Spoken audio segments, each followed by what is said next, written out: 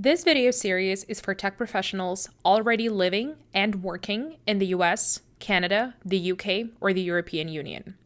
If you're based outside these regions or in an outsourcing heavy market, the data in this video will not apply to your situation.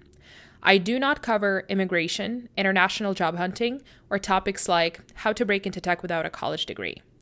If that's what you're here for, this probably isn't the right channel, and that's okay. But if you are operating within these markets, keep watching.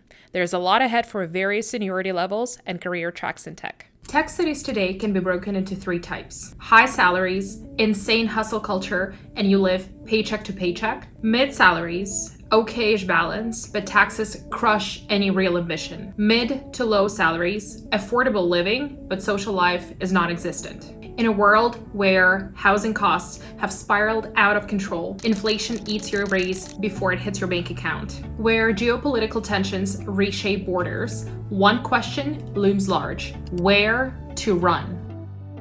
I've spent the last year tracking emerging tech ecosystems and interviewing internationally just to feel that difference firsthand. So the question we should be asking ourselves is not just, is there a job for me? But where can I afford to have a life worth working for?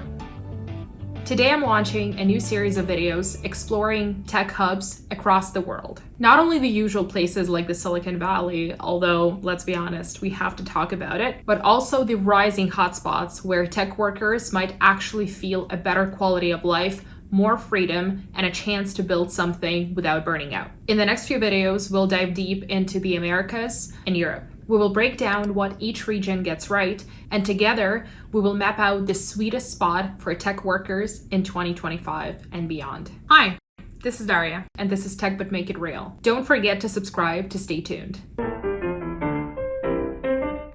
Today we're talking about the Mecca of tech, the United States of America. Starting with San Francisco, California. Tech scene and culture.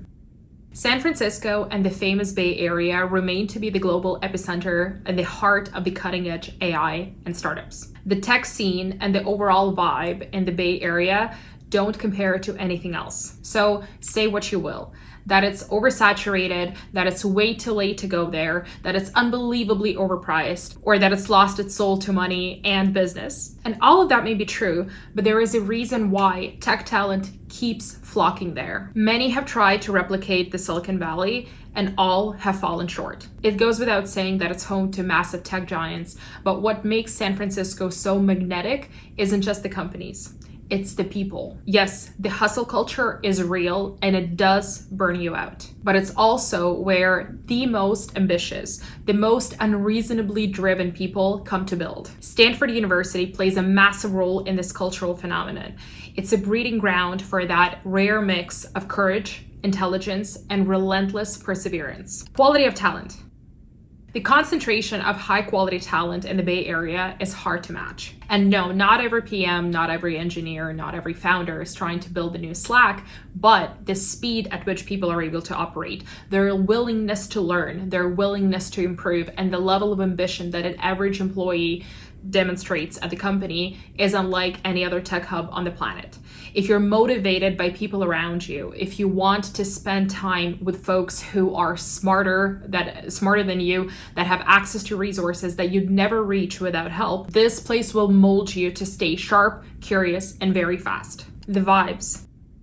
If you're not from the Bay Area, you didn't go to Stanford, you don't physically live in the area and have no network, showing up to job hunt can feel like walking into an old school British private club. In my opinion, the best way to move there is with an offer in hand.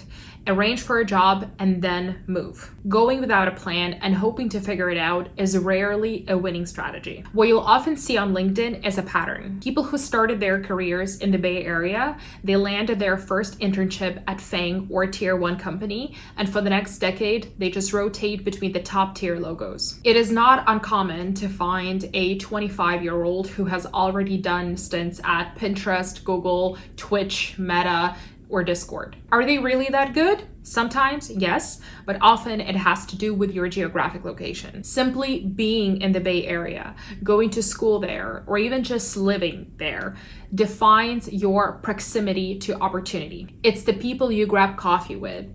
It's the people you go on a hike with.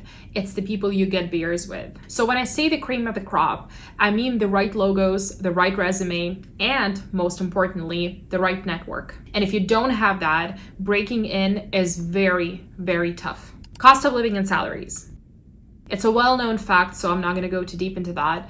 But the cost of living in the Bay Area and San Francisco is beyond anything rational. Rent will be your biggest expense, and you will be shocked at the conditions people are willing to pay absurd amount of money for. San Francisco, for all its beauty, the ocean, the views, can also be very sketchy. I was there just last fall with a group of people from Europe, and for many of them, it was a major cultural shock. It usually doesn't stop people from moving there, but if your environment and aesthetics of the place severely impact your mental health, be very careful about the place where you choose to live. Conclusion. At which stage of your career is San Francisco a good place to move to? Here's a little summary of what I think. So if you ever get an offer and you sit down and do the math and the conditions justify the move, do it. Having that location and having those logos on your resume will elevate your market value for years to come. Beyond that, you'll gain access to a pool of extraordinary talent and ambition. And let's be real, your career is often only as good as your network. There is a saying, you're not paying for the location, you're paying for the neighbors. And these neighbors are definitely worth paying for. Lastly, I have to mention the layoffs over the past 3 years. Silicon Valley and the rest of the US have been hit hard. As of April 2025, the Bay Area is still full of people who were laid off after years at fame. So if you're job hunting there, know that you will be competing with the resumes that are the cream of the crop. Once again, the safest move is to land an offer and then pack your bags. New York, New York. Tech scene and culture. NYC is the largest tech hub on the East Coast of the United States, with a strong presence of tech giants and startups. It offers excellent career and education opportunities, making it a great place for networking and professional growth. So let's talk about what NYC isn't. It is not Silicon Valley 2.0. You won't find a founder on every corner living with 6 roommates and grinding to get into the next YC batch. New York is more like, here's $1 billion industry, let's slap some AI on it, monetize the crap out of it, and ship it by next week. NYC is definitely becoming a bigger player in startups and venture capital with a growing early stage ecosystem and a strong tech talent base. But it's still dominated by the legacy giants, IBM, Thomson Reuters, Oracle, etc. It's less tech native and much more digital transformation. When it comes to AI, most of the innovation is happening inside innovation labs at those legacy firms. Internal AI roles at banks or tech-forward roles buried inside massive enterprises. Sure, you can find some tech-native mid-sized players, but most of the market sits at the ends of the spectrum, with legacy being the dominant force. It's less let's change the world, and a lot more, let's make this profitable and presentation ready by end of day. Quality of talent. NYC talent pool is far more diverse than what you would typically find on the West Coast. You'll meet people from all kinds of backgrounds, not just Stanford grads or people who started their career in the Bay Area. The city is much more open to people who don't have FANG logos on their resume, and that closed private club sort of situation that I talked about earlier, there's a lot less of that here. You'll find people from across the US, Canada, Asia, or Europe, all coming with vastly different backgrounds. Now, some tech bros will say that the quality of talent in New York does not stack up to the West Coast. I respectfully disagree. These are two entirely different ecosystems, and naturally the skill sets vary. In fact, New York is one of the places where having an MBA might actually be a good career investment, because here you often find massive orgs and massive budgets. The vibes. New York has always been and will always be a dynamic, chaotic, deeply cultural place. It's a masterclass in branding, unapologetically American, very raw and industrial, jarringly full of contradictions. It's gritty, it's overwhelming, it's inspiring, and yes, often terribly smelling. But as a city, I love it. There is nothing else quite like it. With that said, if you're moving there, you need to be at peace with being a single drop in a very large ocean, unless you're coming in at a very senior level. It's cutthroat, and the intensity stems from one simple truth. There is always a line of people ready to take your spot. Cost of living and salaries.